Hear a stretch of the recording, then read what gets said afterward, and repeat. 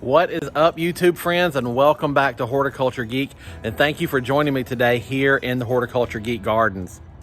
Now, today's video is going to be a little bit different because I actually started filming this video several weeks ago and never got around to editing it or finishing it out.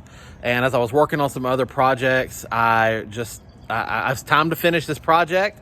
So it's a little bit late coming to you, and you're going to see that as you watch the video. So I wanted to give you a disclaimer that, this is a video that I did film several weeks ago, and I'm just now finishing up and editing to get out to you guys on YouTube. So I hope you enjoy it. And without further delay, let's jump back to a few weeks ago and show you what I was working on. Here we go. Hey guys, what's up? Welcome back to Horticulture Geek. I'm Ray, and thank you so much for joining me today here on the channel. Well, as you can see, we've got our pool covered.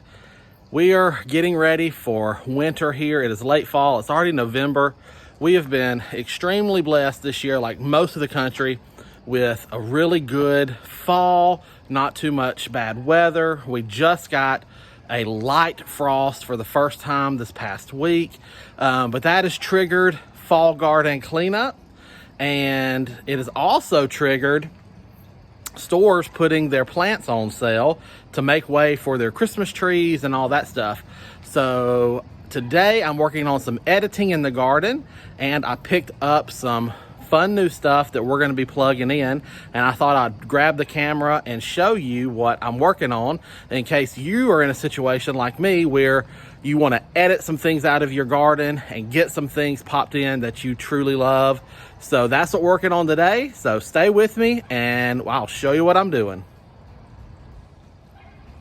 Okay, first things first is let me show you what I picked up, and I've got one right over here. I picked up several things, but let me flip the camera around and I'll show you one of the main things that I got that I'm super excited about. Okay, here is one of the big purchases that I made, and this was, again, it was a super clearance rack sale because the box store was making room to get ready for their Christmas tree displays and needed all their plants gone. This is a Bruns Serbian spruce, or a Bruns Serbian spruce, however you say that. So obviously, anything in the spruce family you can see has these wonderful boughs, and they have the blue foliage and the greenish tint foliage. And here is the tag for this thing right here.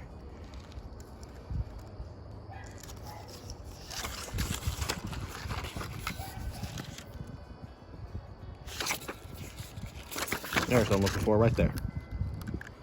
So full sun, zones 4 to 8. It's a slow 30 to 35 foot tall, 8 to 10 foot wide grower. Slow being the key word there. This thing takes years to reach that full size. So in the meantime, I can enjoy it here in my garden. So now let me show you where this is gonna go. Okay, I hope the lighting is not too bad. We're in an awkward time of day right now. But this is what I was talking about a second ago when I need to do some editing. Because as you can see, my perennial border here, while it is full and beautiful in the summer, it has gotten to the point now where it is overgrown. Some of my perennials need to be moved around or taken out. Some other things need to be done. Maybe some things need to be divided so they're not so big and clumpy. But one of the big switches I'm making is this right here. This is a dwarf Nandina, and it is an evergreen shrub, and it is a fantastic shrub.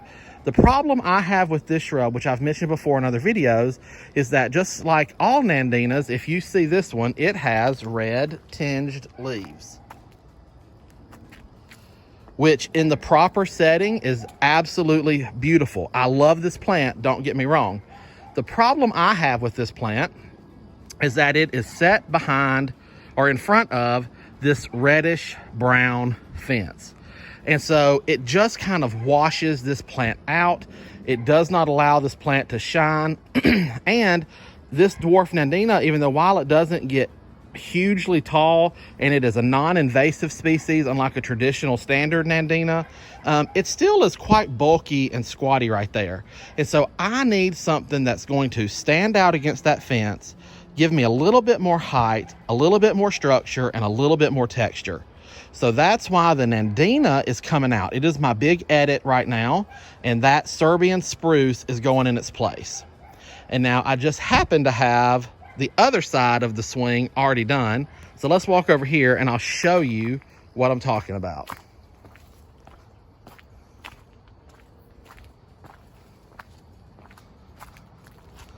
So here we are on this side of the swing, and I already have the Serbian spruce on this side planted.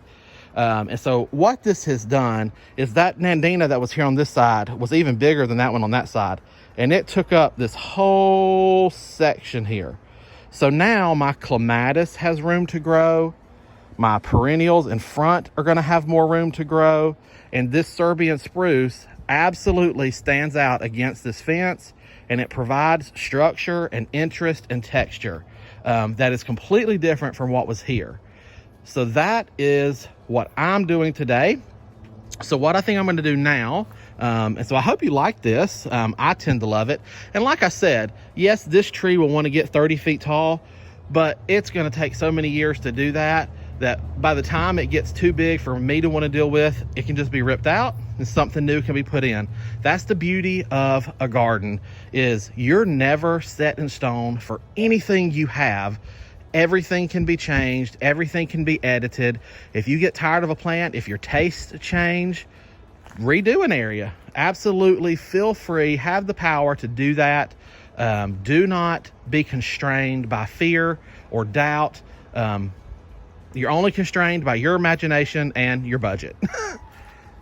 So, with all that rambling over, I think what I'm going to do now is I'm going to set the phone up and let you watch me dig out that Nandina and get the Serbian spruce planted over on that section. So here we go.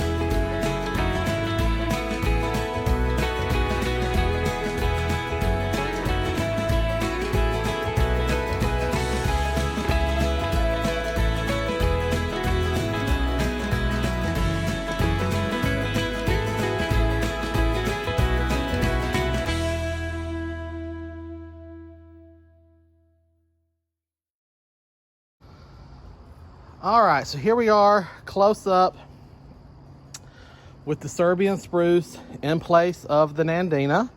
So you can see it's already feels a lot less bulky. It feels more airy. The plants that are here are gonna have more room to grow. And I think it's just gonna be a better fit for everything here. My peonies right here will have room to grow. You can see how it's all leaned over that way, because it was having to grow away from that shrub. So I just really feel like this is going to be much better. So now I've got to get in here and just get this area cleaned up. I see some weeds that need to be pulled, some other perennials that need to be pruned back, and then just edit as I see fit. One of the other things I am thinking about editing is this blue salvia here. It just gets so large. You can see right here, that leader branch right there is draping all the way over my irises and is touching the fence. And I've already pruned many branches off of this plant. It is an absolute beautiful plant and perfect in a perennial border, but it just gets so big and out of control. So that is an option to edit. So either I've got to do a better job of pruning management with it during the growing season and keep it in check, or I need to dig it up and relocate it or just get rid of it. So that's another example of some editing that people do that you can do in the fall. So if you have things that maybe gave you a little bit of issue during the growing season, now's your chance to think about it and move them if it's appropriate. So again, guys, I hope you have enjoyed this little video, even though it's a little bit late coming to you. As you can see, the landscape has dramatically changed in just the 3 or so weeks since I actually filmed that video. Our cold front has come through, the leaves have all dropped off, the grape hyacinth vine is off the swing arbor. I've got that all cleaned up. The peonies have all been pruned up and cleaned up. So I have been working in the garden.